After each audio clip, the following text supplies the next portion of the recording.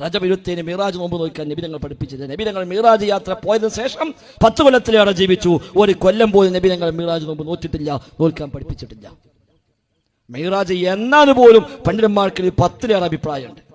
എന്റെ അഭിപ്രായ വ്യത്യാസം ഉണ്ടായത് അടുത്ത കൊല്ലം ആ ഡേറ്റ് വരുമ്പോൾ നബി തങ്ങൾ പറഞ്ഞിരുന്നുവെങ്കിൽ അഭിപ്രായ വ്യത്യാസം ഉണ്ടാവോ? ഞാൻ മിറാജ് പോയ ദിവസം നോമ്പോറ്റോടി എന്ന് നബി തങ്ങൾ പറഞ്ഞാൽ മിറാജ് എന്നാ പിന്നെ തർക്കമില്ലല്ലോ, എന്നാ പെരുന്നാൾ തർക്കമില്ലല്ലോ, അറഫ എന്ന തർക്കമില്ല, മുഹറം 9, 10 തർക്കമില്ല.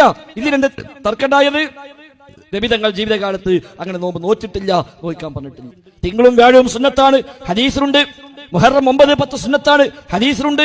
ദുൽഹിജ്ജ 9 അറഫ നോമ്പ് സുന്നത്താണ്, ഹദീസിലുണ്ട്. എല്ലാ മാസവും 3 ദിവസം നോമ്പ് നോക്കൽ സുന്നത്താണ്, ഹദീസിലുണ്ട്. അയ്യാമുൽ ബീദ് ഹദീസിലുണ്ട്. ഉള്ളതൊക്കെ നോക്കണം. അതൊന്നും ആൾക്കാർ നോക്കൂല്ല, ഇല്ലാത്തതൊക്കെ നോക്കുകയും ചെയ്യും. സുന്നത്തായാലും ആരും അതിന് വലിയ ആവേശമൊന്നുമില്ല, ഇല്ലാത്തുണ്ടെങ്കിൽ അതിന് വലിയ ആവേശം. മിറാജ് നോമ്പ് നോക്കിക്കഴിഞ്ഞാൽ ഓന്തോ പേച്ചോ.